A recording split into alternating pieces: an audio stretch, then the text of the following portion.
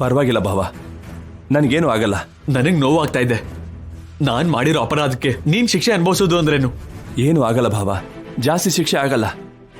ಹೆಚ್ಚಾದ್ರೂ ಕಮ್ಮಿ ಆದ್ರೂ ಶಿಕ್ಷೆ ಶಿಕ್ಷೆನೇ ಅಲ್ವಾ ಭಾವ? ಆಲ್ರೆಡಿ ಅವ್ನು ಸತ್ತೋಗಿರೋದಕ್ಕೆ ಗಿಲ್ಟಿ ಫೀಲ್ ಆಗ್ತಾ ಇದೆ. ಇನ್ನು ನನಗೆ ನೋವು ಕೊಡಬೇಡಿ ಭಾವ. ಸಾರಿ ಭಾವ, ನೀವೇನ್ ಹೇಳಿದ್ರು ನನ್ನ ನಿರ್ಧಾರನ ಬದಲಾಯಿಸ್ಕೊಳ್ಳಲ್ಲ.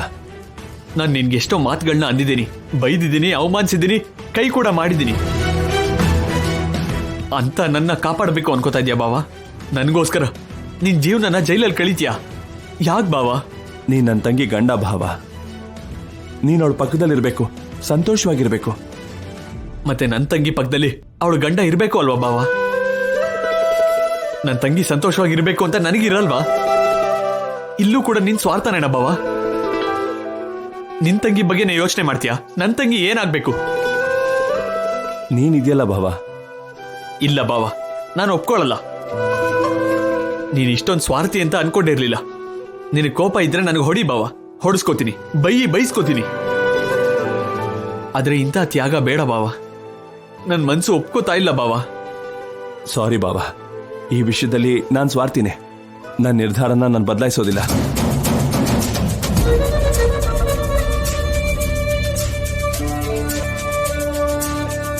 ಅಣ್ಣ. ದಿವ್ಯಾ, ಬಾ ದಿವ್ಯಾ, ನೋಡು ನಿಮ್ಮ ಅಣ್ಣ ಏನ್ ಮಾಡ್ತಾ ಇದ್ದಾನೆ ಅಂತ. ನಾನು ಅಪರಾಧ ಮಾಡಿದ್ದೀನಿ ಅಂತ ಇದ್ರೆ ಅದು ಸುಳ್ಳು ಅಂತ ಇನ್ಸ್ಪೆಕ್ಟರ್ ಹತ್ರ ಹೇಳ್ತಾ ಇದ್ದಾನೆ. ನಿಮ್ಮ ಅಣ್ಣಂಗೆ ನೀನಾದ್ರೂ ಹೇಳು ದಿವ್ಯಾ. ಜೈಲಿಗೆ ಹೋಗ್ಬೇಕಾಗಿರೋದು ನಾನು ಹೊರತು ಅವನಲ್ಲ. ನಾನು ಅಪರಾಧಿ. ಹೇಳು ದಿವ್ಯಾ.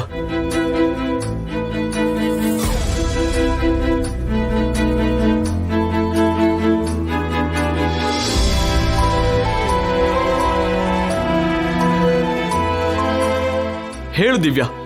ಅವನ್ನ ಹೊರಗಡೆ ಬರಕ್ಕೆ ಹೇಳು, ನಾನು ಒಳಗಡೆ ಹೋಗ್ತೀನಿ. ಹೇಳು. ಇದರಲ್ಲಿ ಇಂಟರ್ಫಿಯರ್ ಆಗ್ಬೇಡಮ್ಮ. ನಾನೇ ಅಪರಾಧ ಮಾಡಿದ್ದೀನಿ, ನನಗೆ ಶಿಕ್ಷೆ ಆಗ್ಬೇಕು. ಯಾಕೆ ಬಾವ ಸುಳ್ಳು ಹೇಳ್ತಾ ಇದ್ಯಾ? ಅಷ್ಟಕ್ಕೂ ಮೊದಲೇ ಒಪ್ಕೋಬಾರ್ದಾಗಿತ್ತು. ಅವತ್ತೇ ಸರೆಂಡರ್ ಆಗ್ಬೇಕಾಗಿತ್ತು. ತಪ್ಪು ಮಾಡಿದೆ.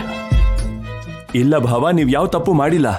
ಬಾವ, ನನ್ ಮೇಲೆ ಕೋಪ ಇದ್ರೆ ಬೇರೆ ತರ ಪ್ರತೀಕಾರ ತೀರಿಸ್ಕೋ. ಇದು ಸಮಯ ಅಲ್ಲ. ನನ್ ಮಾತು ಕೇಳು. ಕೇಶವ, ನೀನಾದ್ರೂ ಹೇಳು. ಚಿಕ್ಕ ವಯಸ್ಸಿಂದ ನೀವು 3 ಜನ ಫ್ರೆಂಡ್ಸ್ ಅಲ್ವಾ? ನೀನ್ ಹೇಳಿದ್ರೆ ಬಾವ ಕೇಳ್ತಾನೆ. ಹೇಳು ಕೇಶವ.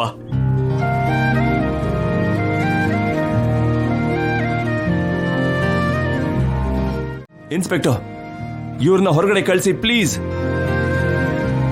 ಭಾವ, ಭಾವ. ಇಲ್ಲ ಇನ್ಸ್ಪೆಕ್ಟರ್, ಆಕ್ಸಿಡೆಂಟ್ ಮಾಡಿದ್ ನಾನು. ನನ್ನ ನಂಬಿ ನಮ್ ಬಾವನ್ನ ರಿಲೀಸ್ ಮಾಡಿ ನನ್ನ ಅರೆಸ್ಟ್ ಮಾಡಿ. ಸಾರಿ, ಆಲ್ರೆಡಿ ಅವರು ಸರೆಂಡರ್ ಆಗಿದ್ದಾರೆ. FIR ಕೂಡ ರಿಜಿಸ್ಟರ್ ಮಾಡಿದ್ದೀವಿ. ನಾಳೆ ಕೋರ್ಟಿಗೆ ಸಬ್ಮಿಟ್ ಮಾಡ್ತಿದ್ದೀವಿ. ಏನಾದರೂ ಇದ್ರೆ ಕೋರ್ಟಲ್ಲಿ ಮಾತಾಡಿ. ಅದಲ್ಲ ಇನ್ಸ್ಪೆಕ್ಟರ್. ಪ್ಲೀಸ್ ಸರ್, ನಾಳೆ ಕೋರ್ಟಿಗೆ ಬನ್ನಿ.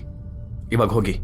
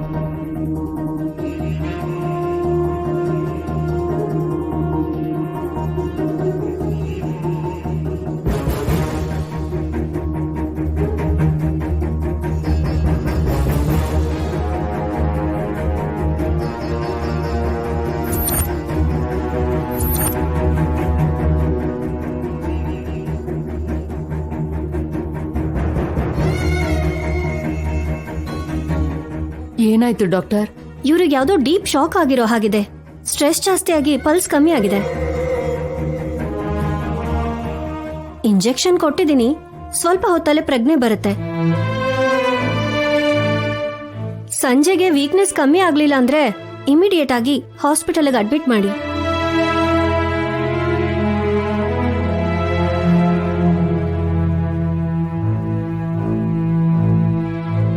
ಬನ್ನಿ ಡಾಕ್ಟರ್.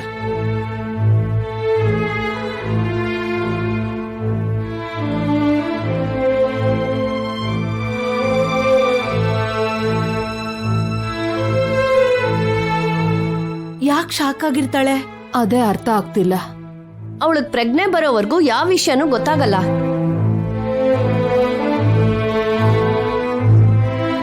ಡಾಕ್ಟರ್, ಡಾಕ್ಟರ್, ನಮ್ಮ ಅದ್ಕೆ ಹೇಗಿದ್ದಾಳೆ? ಶಾಕ್ ಅಂಡ್ ಸ್ಟ್ರೆಸ್ ಇಂದ ಪ್ರಜ್ಞೆ ಕಳ್ಕೊಂಡಿದ್ದಾಳೆ. ಇಂಜೆಕ್ಷನ್ ಕೊಟ್ಟಿದ್ದೀನಿ, ಪ್ರಜ್ಞೆ ಇನ್ನೇನ್ ಬರುತ್ತೆ, ಹೋಗ್ ನೋಡಿ.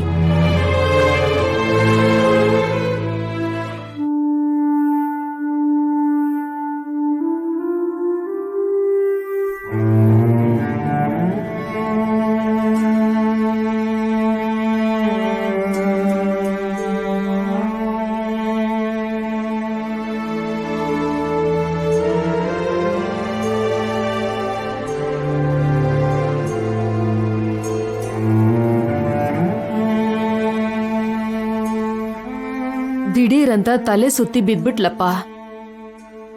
ನಮ್ಗೇನ್ ಮಾಡ್ಬೇಕು ಅರ್ಥ ಆಗ್ಲಿಲ್ಲ. ಅದಕ್ಕೆ ಡಾಕ್ಟರ್ನ ಕರ್ಸಿದ್ವಿ. ಯಾವ್ದ್ರಿಂದಲೂ ಶಾಕ್ ಆಗಿದ್ದಾಳೆ ಅಂತ ಡಾಕ್ಟರ್ ಹೇಳಿದ್ರು. ಏನ್ ನೋಡಿ ಅಷ್ಟು ಭಯ ಪಟ್ಟಿದ್ದಾಳೆ ಅಂತ ಅರ್ಥ ಆಗ್ತಿಲ್ಲ. ಹೌದು, ನೀವು ಮಾತ್ರ ಬಂದಿದ್ದೀರಲ್ಲ, ಅಭಿಯಲ್ಲಿ